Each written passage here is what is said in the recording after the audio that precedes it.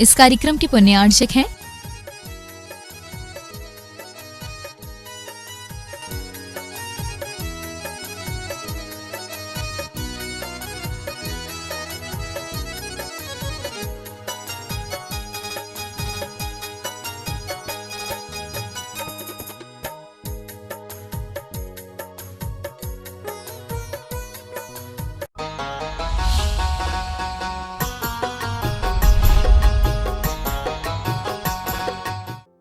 संत शिरोमणि आचार्य गुरुवर श्री विद्यासागर जी महाराज की जय। और हम योग प्रणेता पूज्य गुरुवर श्री प्रणम्य सागर जी महाराज की जय। ओम अरहम नमः। श्री तत्वाद सूत्र के शंका समाधान सत्र में आप सभी का स्वागत है। आज पूज्य श्री के द्वारा आपकी की गई शंकाओं का समाधान किया जाएगा। यदि आप भी अपनी शंकाएं भेजना चाहते हैं तो विजिट कीजिए ttv.arham.yoga और हमारे शंका समाधान फॉर्म को फिल कीजिए। सत्र संबंधी शंकाओं का समाधान स्वयं पूज्य श्री करेंगे। इस कक्षा की सभी जानकारियां जानने के लिए आप हमारी वेबसाइट ttv.arham.yoga को विजिट कर सकते हैं। आप हमारे व्हाट्सएप ग्रुप भी ज्वाइन कर सकते हैं cut.ly/तत्वाद पर। इस कार्यक्रम के प्रसारण में पुण्यार्चक बनकर आप धर्म प्रभावना कर सकते हैं और पुण्यार्जन भी कर सकते हैं। आप टीम अरहम को 9810436940 पर संपर्क कर सकते हैं। तो चलिए अपने सत्र की शुरुआत करते हैं पूज्य श्री के द्वारा अरहम ध्यान योग के माध्यम से। सीधे बैठ जाइए। आसन सुखासन, अर्ध पद्मासन या पद्मासन हो। गर्दन सीधी, कमर सीधी। आज हम आज्ञा विषय धर्म ध्यान करने के लिए अपना मन तैयार करते हैं। जिस आज्ञा विषय धर्म ध्यान से ही अन्य धर्म ध्यान संभव है। अपने आप को व्यवस्थित करें, सीधे बैठें, गर्दन सीधी, कमर सीधी, आंखें आराम से बंद करें। ज्ञान मुद्रा के साथ अपने दोनों हाथों को अपने घुटनों पर रखें। मन में जैसा बताया जा रहा है उसी के अनुसार विचार करेंगे, क्योंकि विचार ही करने का नाम धर्म ध्यान है।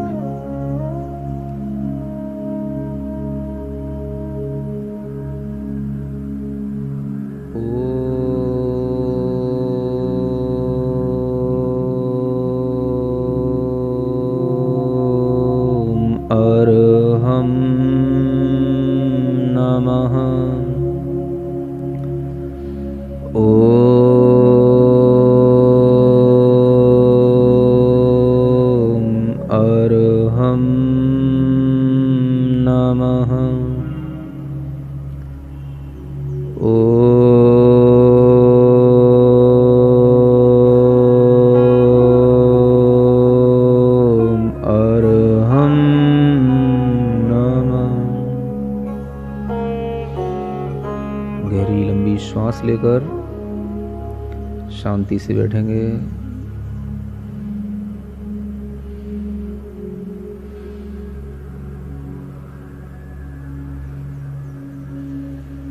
पूरे लोक के अंदर बस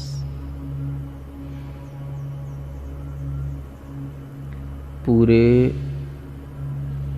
लोक में अनंत जीव हैं, अनंत पुद्गल पदार्थ हैं। धर्म द्रव्य है, अधर्म द्रव्य है, काल द्रव्य है, आकाश द्रव्य है,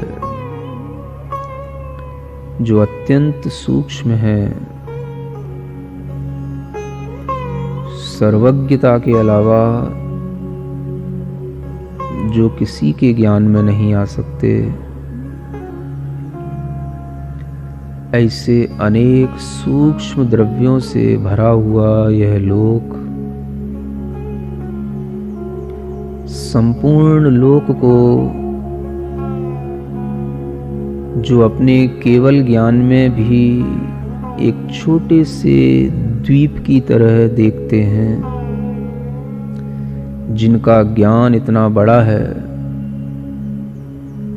कि उस ज्ञान में हमें यह पूरा लोक भी बहुत छोटा सा दिखाई देता है।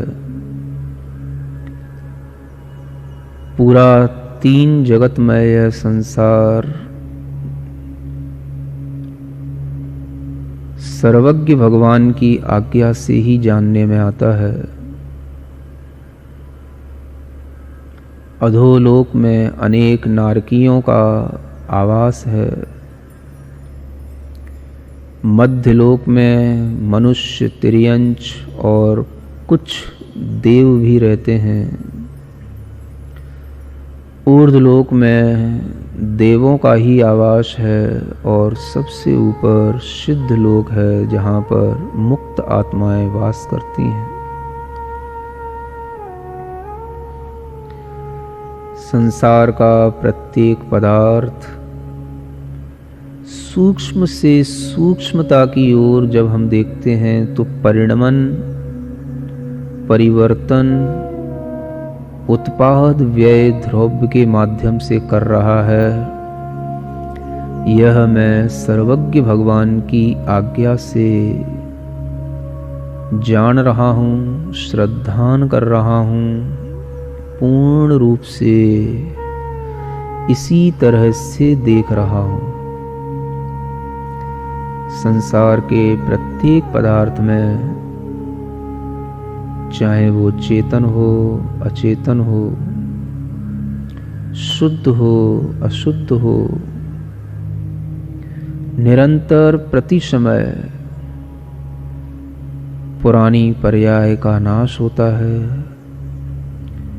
नई पर्याय उत्पन्न होती है। द्रव्य अपने स्वरूप में ज्यों का त्यों बना रहता है। ऐसे सूक्ष्म विज्ञान को बताने वाले सर्वज्ञ देव की आज्ञा का विचार करते हुए इस आज्ञा को मैं प्रामाणिक मानते हुए अपनी श्रद्धा से इस आज्ञा को स्वीकार कर रहा हूँ।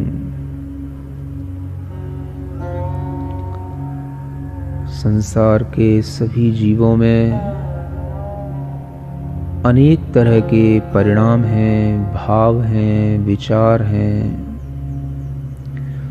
अनेक तरह के कर्म बंध हैं। वो सब सर्वज्ञ भगवान के ज्ञान में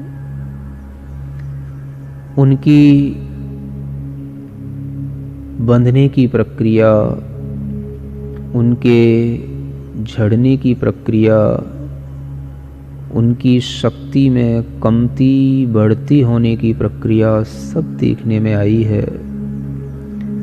अत्यंत उपकारी उन अरिहंत सर्वज्ञ देव ने हमें कर्म विज्ञान का बहुत बड़ा ज्ञान दिया है। मैं उसे आस्था से, श्रद्धा से स्वीकार करता हूँ। सर्वज्ञ भगवान के ज्ञान की बात जो मैं अपने कान से सुन रहा हूँ, इस श्रुत ज्ञान को मैं पूर्णतया स्वीकार करता हूँ। श्रुत ज्ञान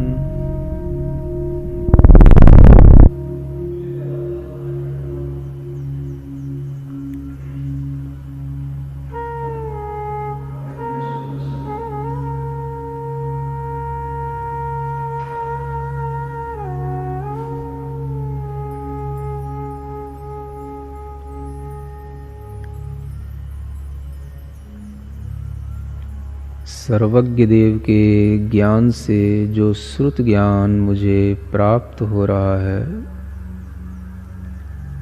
मैं उससे पूरे जगत को जान रहा हूँ, उसी तरह से मान रहा हूँ। संसार के सभी प्राणियों में कर्मों को बंधता हुआ, कर्मों के अनेक तरह के अपकर्षण उत्कर्षण आदि को मैं देखता हुआ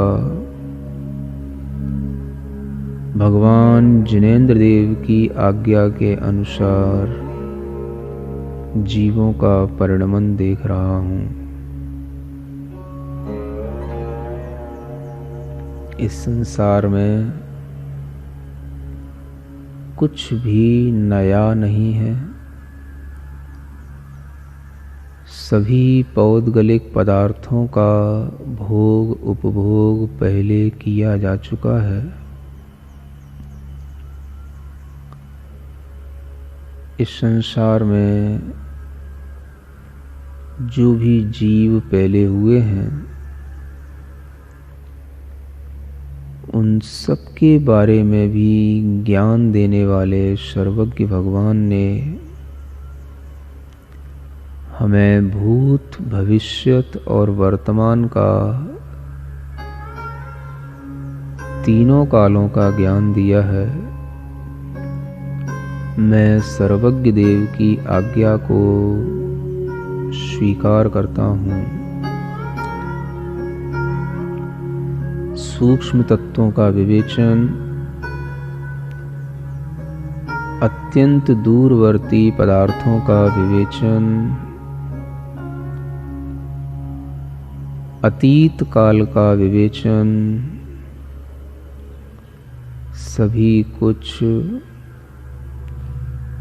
सर्वज्ञ के अलावा नहीं जान सकता।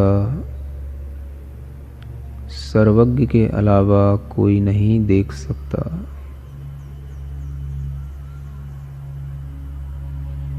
मैं आनंदित हूँ।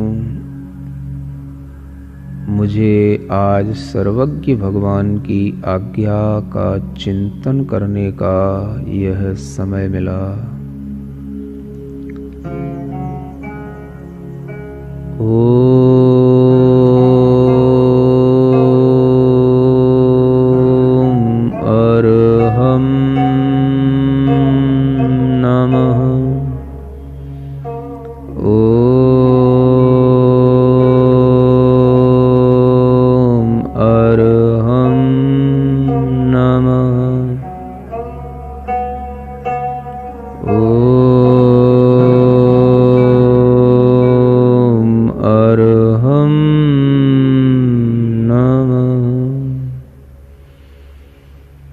अपनी दोनों हथेलियां घिसकर आंखों पर रखें। ओम अरहम परम शांति, परम शांति, परम शांति। इस ध्यान को पुनः सुनने के लिए आप विजिट कर सकते हैं हमारा YouTube चैनल अरहम ध्यान योग। चलिए पूज्य गुरुवर के चरणों में चलते हैं। प्रीति जैन, कमला नगर। मुझे गुस्सा बहुत आता है, मैं अपने गुस्से पर नियंत्रण कैसे देखो, अगर आपको ये समझ आता है कि मुझे गुस्सा आता है, तो गुस्सा अपने आप नियंत्रित हो सकता है। बस जिस समय पर आपको गुस्सा आए, आप ये देखते रहो कि मुझे गुस्सा आ रहा है। किसे गुस्सा आ रहा है? मुझे गुस्सा आ रहा है, मुझे गुस्सा आ रहा है। अब वो गुस्सा कहाँ से आ रहा है और किसको आ रहा है, इसके बीच का आप एक डिफरेंस देखते रहो। मुझे माने मैं, और गुस्सा दूसरी चीज है, मैं दूसरी चीज हूं। तो मैं और गुस्से के बीच का अगर आप अंतर देखते रहोगे, तो आपका वह गुस्सा बिल्कुल ड्रॉप आउट होकर के चला जाएगा। बस आपको वह देखना है कि मुझे गुस्सा आ रहा है। जब गुस्सा आ रहा है तो उसे आप सिर्फ आने दें, करें नहीं। जिस समय आपको गुस्सा आ रहा है, आप देखें, देखो मुझे गुस्सा आ रहा है। आप अपने मन से कहना है, मुझे गुस्सा आ रहा है, मुझे गुस्सा आ रहा है, मुझे गुस्सा आ रहा है, मुझे गुस्सा आ रहा है। बस आने ही देना, बस आप उसको, मुझे गुस्सा आ रहा है। आप करना नहीं बस कुछ भी, तो भी वो गुस्सा आपके नियंत्रण में आ जाएगा। मैं आपसे गारंटी से कहता हूँ। जो व्यक्ति समझदारी से उस गुस्से को देखने लग जाता है, उसका गुस्सा उसके नियंत्रण में आ जाता है। तो आपकी समझदारी इतनी होनी चाहिए कि मैं और गुस्सा ये दोनों अलग अलग चीजें हैं, और वो गुस्सा कहाँ से आ रहा है वो मैं नहीं समझ पा रहा हूँ, नहीं समझ पा रही हूँ, लेकिन वो आ रहा है, वो कहीं दूसरी जगह से आ रहा है, मेरे ऊपर आ रहा है। तो बस उन दोनों चीजों को आप देखो, मेरे को आ रहा है, वो आ रहा है, मेरे को आ रहा है, आ रहा है, बस इतना आप उसके बीच में एक अपना समझदारी का भाव बना के रखो, आपका गुस्सा धीरे धीरे बिल्कुल शांत हो जाएगा। बाहुबली चौगले, पुणे। कर्म का उदय क्या है? कर्म कैसे कार्य करता है? कर्म का उदय क्या है? हर काम तो कर्म के उदय में ही होता है। शरीर मिला, शक्ति मिली, ज्ञान मिला, सब ये कर्म के फल से ही होने वाले कार्य हैं। और कर्म के उदय में क्या कार्य होता है? तो जो कुछ भी हम अनुभव करते हैं, जो कुछ भी हम पाते हैं, जो कुछ भी हमारे लिए शरीर आदि के फल और सुख दुख आदि के फल मिलते हैं, ये सब कर्म के ही फल कहलाते हैं। तो जगत में जो कुछ भी हमारे साथ घटित हो रहा है, सब कुछ कर्म फल कर राखा, यही समझना चाहिए, है ना। नीरा जैन, अंबाला। मुनिश्री के पावन चरणों में कोटिसह नमोस्तु। महाराज जी, मेरी जिज्ञासा है कि जब 6 देवियां ही मुख्य होती हैं, तो पंचकल्याणक आदि में 8 देवियां मुख्य रूप से क्यों बनाई जाती हैं? कृपया मार्गदर्शन करें। आप लोग बहुत ज्यादा सोचने लग गए हैं। इन 6 देवियों के अलावा भी आपको बताया था ना, एक रुचकवर पर्वत होता है, एक कुंडलवर पर्वत होता है, वहां की भी देवियां बुलाई जाती हैं, है ना। इन पर्वतों पर भी ये देवियां रहती हैं, रुचकवर पर्वत की, कुंडलवर पर्वत की। ये 2.5 द्वीप के बाहर के पर्वत हैं। इनको और मिला लो तो 6 की जगह 8 हो जाती हैं, है ना। 8 संख्या अच्छी होती है। 4 दिशाओं की 2-2 देवियां बनाओ तो 4 दूनी 8 हो जाता है। अष्टकुमारी देवियां, यह जो व्यवस्था है वो इन्हीं 8 देवियों के साथ में बन जाती है। नमिता जी, ग्वालियर। व्यंतर देव जो परेशान करते हैं, उनसे छुटकारा पाने के लिए क्या करें? हाँ, उनसे छुटकारा पाने के लिए आपको भगवान की, जिनेंद्र भगवान की तीव्र भक्ति करना चाहिए। और उस तीव्र भक्ति में भी अगर आप केवल नमोकार को भी अच्छे जोर जोर से पढ़ें, तो वह भी आपको जो है उसके छुटकारे का एक माध्यम बन सकता है। आप देखोगे, महसूस करोगे, और हमने भी कई बार देखा है, जिस समय पर कोई भी देव आपके लिए परेशान करने को हो, आप जोर जोर से उसको नमोकार मंत्र बोलना, जोर जोर से, है ना। आप जितनी जोर से बोलोगे वह उतनी जल्दी वहां से पलायन करेगा। तो एक ये भी बहुत बड़ा साधन है। आप नमोकार मंत्र पर विश्वास रख करके जब आपको लगे कि ये उसके आने का समय है, तो उससे पहले ही आप खूब तीव्रता से नमोकार मंत्र बोल करके अपनी शक्ति प्रकट कर लो। तब वो जो है आपके ऊपर हावी होने में सोचेगा, और कभी कभी तो वो डर करके भी भाग जाएगा। अगर वह नहीं होता है तो फिर आपके लिए कुछ विशिष्ट स्तोत्र, जैसे कि पार्श्वनाथ भगवान का जो कल्याण मंदिर स्तोत्र है, इस स्तोत्र को आप अच्छे ढंग से पढ़ें, हिंदी के भावों के साथ पढ़ें तो और अच्छा होगा। और इस स्तोत्र से भगवान पार्श्वनाथ की आराधना कई बार करें, तो ये भी आपके लिए एक निमित्त बनेगा जो आपको इन परेशानियों से बचाए रखेगा। मेघा जैन, नवी मुंबई। कोटि कोटि नमोस्तु गुरुदेव। तीर्थंकर भगवान के मोक्ष कल्याणक मनाने हेतु क्या एक निर्धारित राशि तय करके सामूहिक रूप से श्रावकों द्वारा लाडू चढ़ाया जाए तो इसमें कोई दोष होगा क्या? शंका समाधान करें। अब इसमें दोष और गुण क्या हो गए? ये तो पूजन पद्धति की एक प्रक्रिया है, और इस प्रक्रिया के माध्यम से हम भगवान के प्रति कुछ समर्पित करके अपने अंदर वह एक महोत्सव मनाने का और भगवान के कल्याणक पूजा विशिष्ट रूप से मनाने का एक कार्य संपादित करते हैं। इसमें कोई दोष की बात किसी भी तरह से इसलिए नहीं बनती, क्योंकि श्रावक लोगों के लिए तरह तरह की सामग्री के माध्यम से इस तरह से भगवान की पूजन आराधना करने में कोई दोष नहीं है, क्योंकि वह गृहस्थ सब प्रकार के आरंभ और परिग्रहों से सहित होते हैं। सोमी मोदी खुरई, कौन से स्वर्ग के देव किस नरक तक संबोधन करने जा सकते हैं? ये सब तो पहले बताया गया है। हर एक स्वर्गों की अपनी अपनी व्यवस्थाएं हैं और उन व्यवस्थाओं के अनुरूप आप ये समझ सकते हैं कि जो भी ऊपर ऊपर के देव होते हैं वह नीचे की पृथ्वियों में अगर जाते हैं तो तीसरी पृथ्वी तक तो कोई भी देव जा सकते हैं। उसके बाद में वह उनकी अपनी लेस्या पर निर्भर करता है, लेकिन जब भी कभी देवों के लिए जाना होता है तो वह देव बहुत ऊपर वाले देव नहीं जाते हैं। 16वें स्वर्ग से ऊपर के देव तो कहीं जाते ही नहीं, बस उनके पास जाने की शक्ति होती है, और अगर जाएंगे तो तीसरे नरक से ज़्यादा नीचे जाने का कोई प्रयोजन उनके लिए होता नहीं। यही जानना। जागृति जैन गाजियाबाद, नमोस्तु गुरुदेव। आयु कर्म के उदय में अनुभाग उदय की हीनादिकता को कैसे समझें? ये सब चीज़ इतनी आसान नहीं है कि हम कर्म की हीनादिकता को, अनुभाग शक्ति को हम पहचान पाएँ, खास तौर से आयु कर्म की, क्योंकि ये अनुभाग शक्तियाँ विपाक को प्राप्त होने के बाद भी वह अंतर हमें तब समझ में आएगा जब हम किसी दूसरी भी अनुभाग शक्ति का अनुभव कर रहे हों। तो हम किसी दूसरे के आयु कर्म की अनुभाग शक्ति का अनुभव कर नहीं सकते।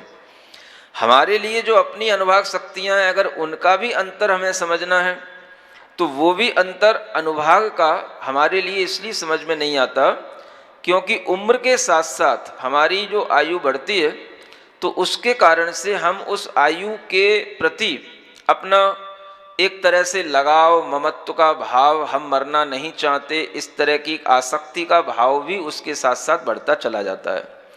तो ये जो भाव बढ़ता है यही जो है हमें समझ में आता है कि ये अनुभाग शक्ति का कारण बनता है, लेकिन हम उसको फिर भी अंतर में नहीं ला सकते कि ये पहले अनुभाग शक्ति थी, ये अभी अनुभाग शक्ति। हम किसी भी अनुभाग शक्ति को नहीं पहचान पाते। आयु कर्म की बात तो बहुत दूर है। अगर आपको सुख मिल रहा है लगातार, साता वेदनी का भी सुख है, तो उसका भी अंतर आपको अनुभव में नहीं आता कि भाई ये बहुत अच्छी साता थी, ये बहुत कम साता है। तो ये चीज़ें अपने को इतनी जल्दी अनुभव में नहीं आती। कर्म सूक्ष्म होते हैं, लेकिन हाँ उनके कोई तीव्र विपाक होते हैं तो वो अपने को समझ पड़ते हैं। सीमा प्रवीण कोठारी, गुलबर्गा, तत्वार्थ सूत्री जी की वाचना हमें कब करनी चाहिए? वाचना का मतलब क्या है?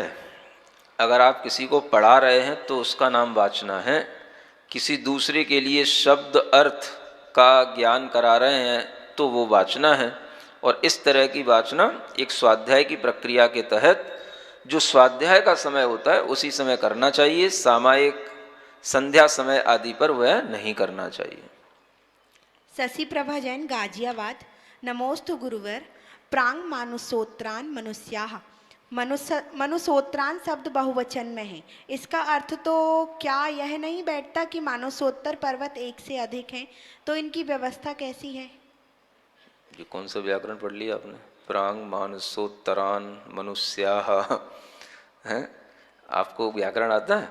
इसमें 3 पद हो गए, प्राग, मानुषोत्तरान और मनुष्या। मनुष्यों के लिए कहा जा रहा है। मनुष्य जो होते हैं वो मानुषोत्तर पर्वत से पहले पहले ही होते हैं, तो मनुष्यों की संख्या के लिए बहुवचन लगाया गया है।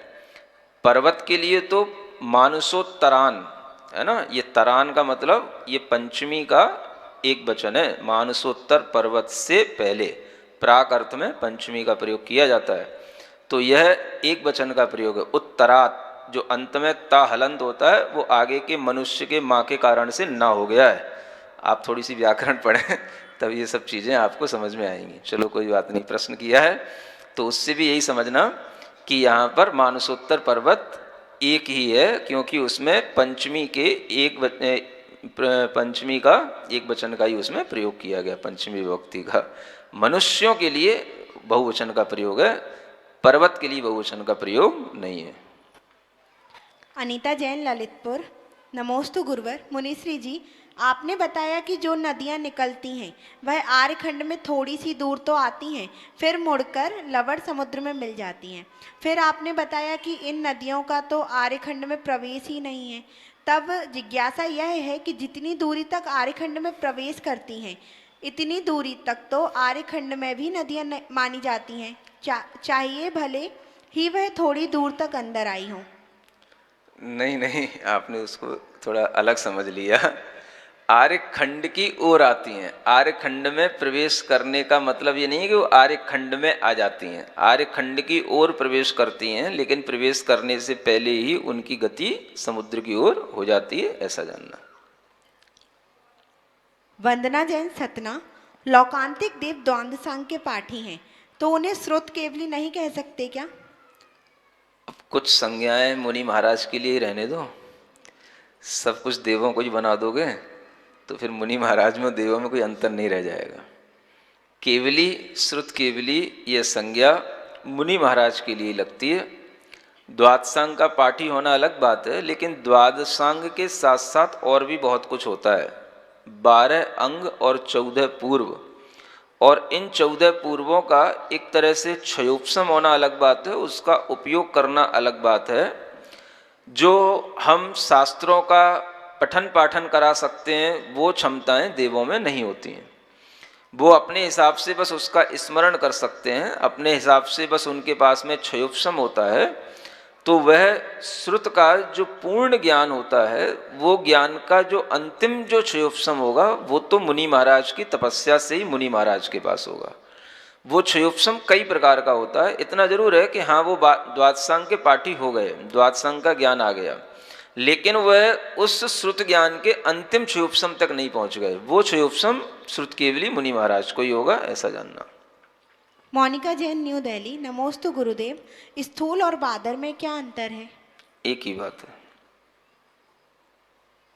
रश्मि जैन गाजियाबाद, मेरी शंका यह है कि सूत्र में विसर्ग लगाने का क्या नियम है, जिससे हम पहचान पाए कि कहाँ विसर्ग लगाना है? विसर्ग सूत्र में नहीं लगाए जाते। विसर्ग शब्दों के अंत में जो विभक्ति होती है उसके अनुरूप लगता है। जैसे कि आप मोक्ष मार्गः, अब आपने मार्गः ये विसर्ग लगा करके पढ़ा, तो विसर्ग लगने का कारण है कि उसमें प्रथमा विभक्ति का वह एक वचन है। आपने जैसे रामः पढ़ा है, तो यह रामः कैसे बना, ये आपको व्याकरण से सीखना पड़ेगा। तो इसके लिए आप व्याकरण पढ़िए। विसर्ग जो लगते हैं वो ऐसा नहीं है कि भाई कोई सजाने के लिए लगा देते हैं, यहाँ लगा दो, यहाँ ना लगा दो, कोई डॉट डॉट लगा दो, कोई उनको डेकोरेट नहीं किया जा रहा है। ये व्याकरण के नियमों के अनुसार बनने वाले शब्दों की प्रक्रिया होती है, इससे जानना। रक्षिता जैन नीमच से नंदीश्वर दीप की रचना कैसे होती है? नंदीश्वर दीप की रचना आपको अपने मांडने पर करनी है, ये पूछना है कि नंदीश्वर दीप की रचना जहाँ बनी है वो कैसे बनी है, ये पूछ रहा है।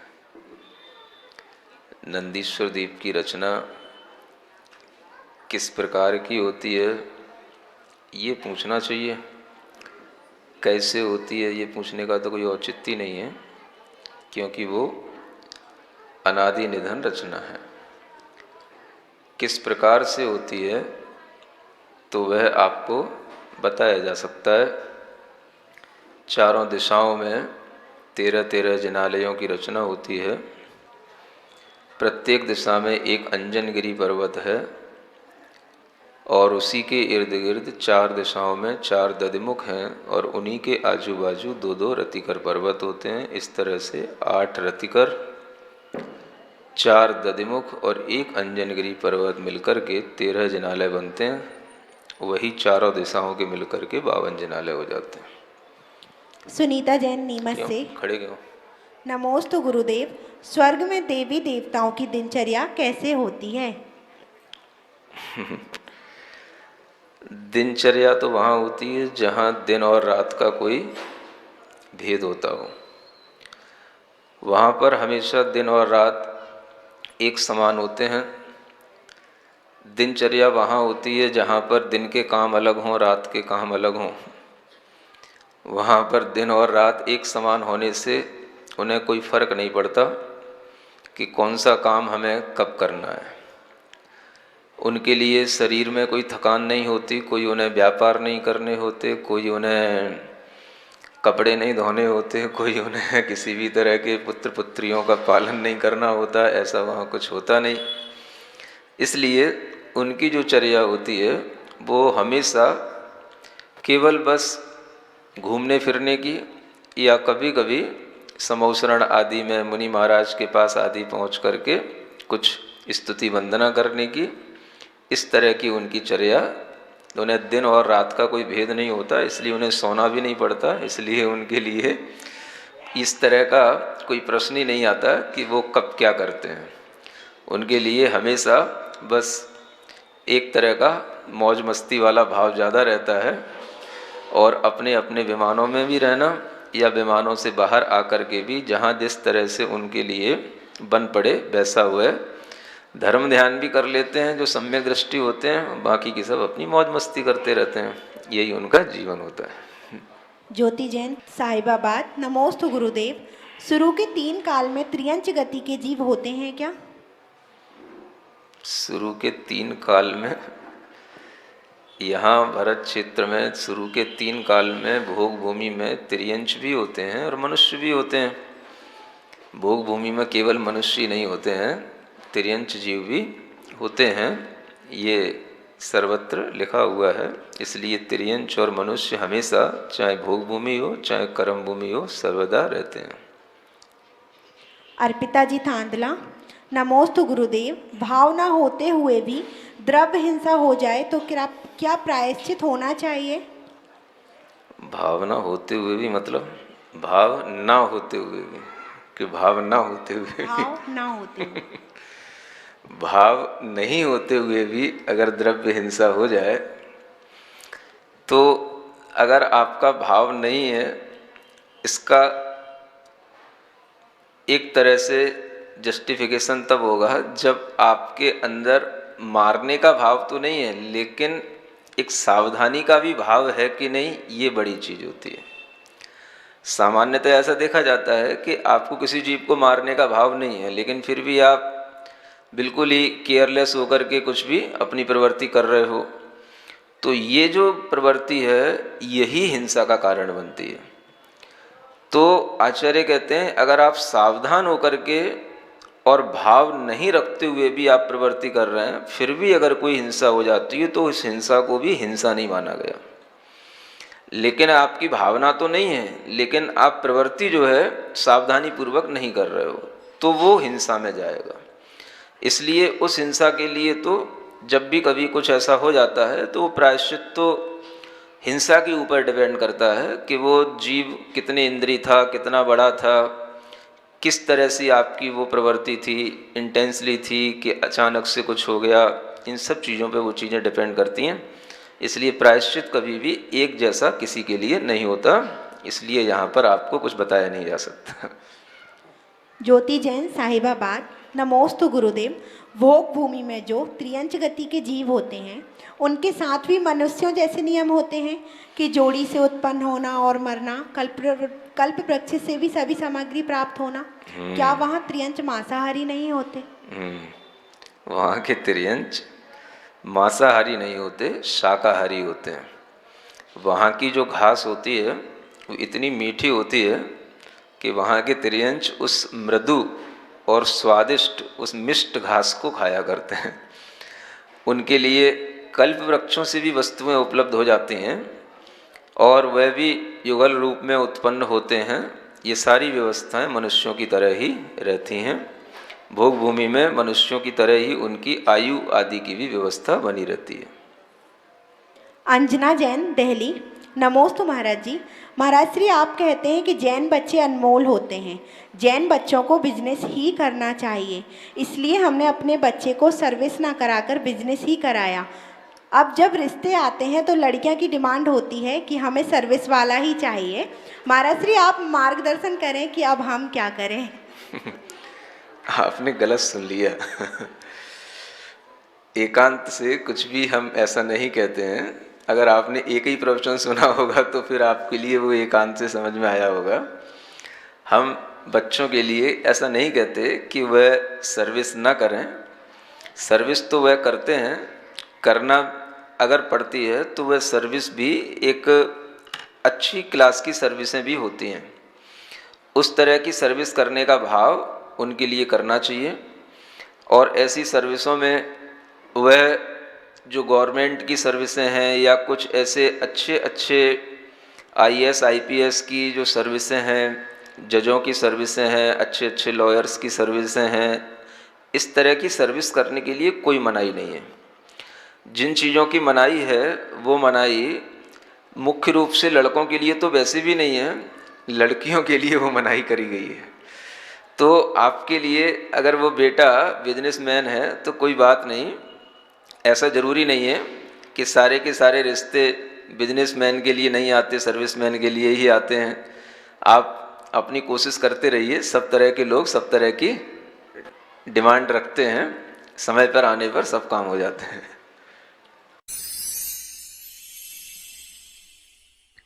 सिरिजिणवाणी जग कल्याणी जग जन मदतम मोहरी जनमण हारी गढ़हर हारी जम जरा भव रोग हरि तिथ्य राणम दिव्य झुणिम जो पढ़ई सुणई मय्ये धारई राणम सौख मणंतम धरिय सासद मोक्ष पदम पावई सासद मोक्ष पदम पावई।